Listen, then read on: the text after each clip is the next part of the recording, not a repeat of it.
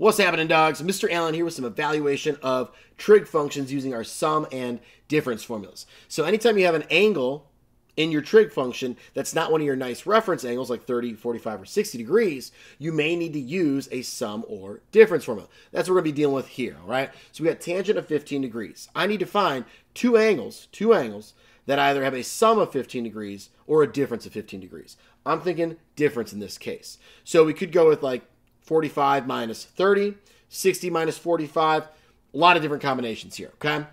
Now I am going to suggest, even though we could do 45 minus 30, we're going to be evaluating tangent of those two angles within this formula. Tangent of 30 is root 3 over 3. And the tangent, sum, and difference formulas are in a fraction themselves. So now we got fractions and fractions, stacks on stacks. I don't want that, right? Let's go with avoiding 30-degree references when we're dealing with tangent, okay? So I'm going to go with the 60 minus the 45. You'll see how this all unfolds in a sec here. So we got equals tangent of 60 minus 45. Okay. So now let's write this all up.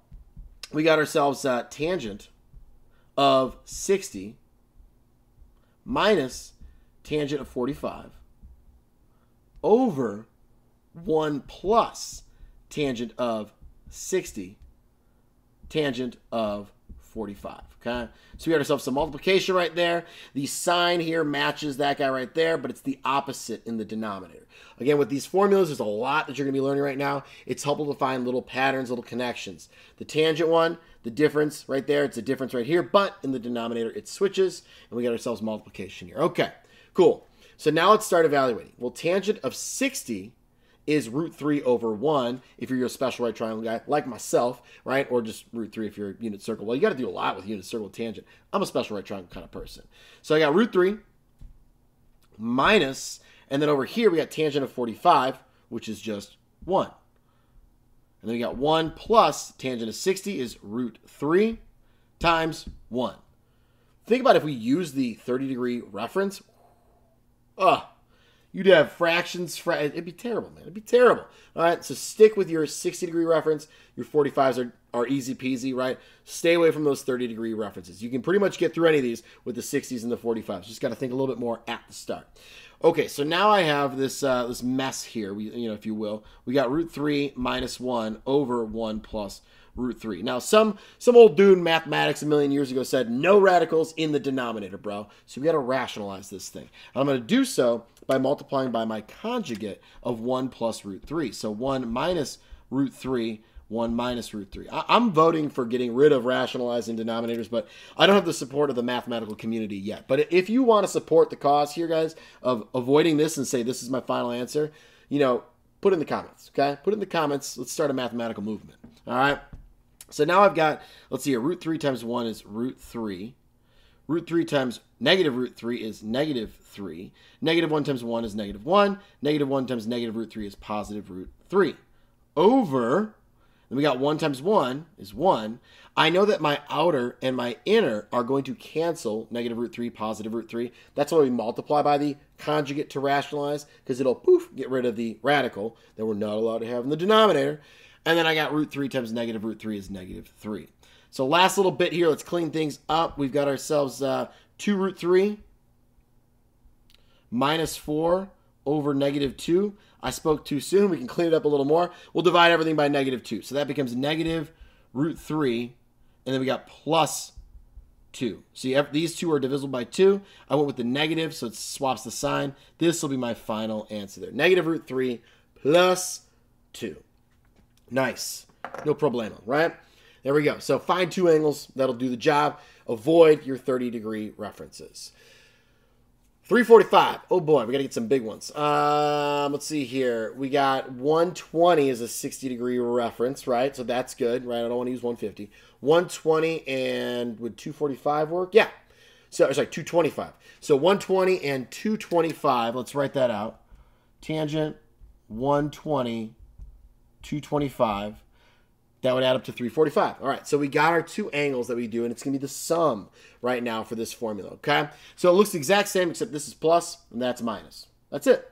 So we've got, let my little equal signs be professional, right? Be professional. So we have tangent of 120 plus tangent of 225 over 1, and then it switches, minus tangent of 120, tangent 225. Cool. Now let's do some evaluation here. Tangent of 120. Well, that's a 60-degree reference, which means it's root 3. So we got root 3. But is that positive or is that negative for tangent of 120? That's negative, right? It's in the second quadrant. Then we have plus tangent of 225. 225 is in my third quadrant. Yes, third quadrant. So that's going to be positive there. So plus 1 over. And then we have 1 minus tangent of 120, again, is negative root 3. So minus, minus. I'll throw it all here so we can see all the work. And then we got times tangent of 225 we said was positive 1, right? Tangent is positive in that third quadrant because both sine and cosine are negative, and tangent is equal to sine of cosine. Okay. It's a fun little throwback right there, right? Just a little refresher for you. Let's keep it going. We got negative root 3 plus 1 over. So that's going to be positive here. So 1 plus root 3. Cool. Lovely. Fantastic. I was almost like, oh, wow, look, it's the same. Oh, but that's negative. So we can't, like, just make this 1, right? That wouldn't make any sense. So now I got to actually, I got to rationalize again, okay? You're going to see the same kind of process happening over and over and over with these problems with the same kind of numbers. So if you do too many of them, you might get lost in the sauce, man. We got 1 minus root 3 is my conjugate. 1 minus root 3. Lovely. So I'm going to have negative root 3 times 1. That's going to be negative root 3. Negative root 3 times negative root 3 is positive 3. Then we got 1 times 1 is, let me double check that, that's 1. All right. And then we got 1 times negative root 3 is negative root 3. Beautiful. There's my numerator. Denominator time. And then probably some cleanup, right? Some cleanup on aisle trig. All right. We got 1 times 1 is 1. I know my outside is going to be negative root 3, positive root 3. That's going to cancel. That's why I multiply by the conjugate, is to cancel out those radicals from my denominator, because we're not allowed to have them. Some old dude said so. We won't change. Won't change. Right? Maybe one day we'll change.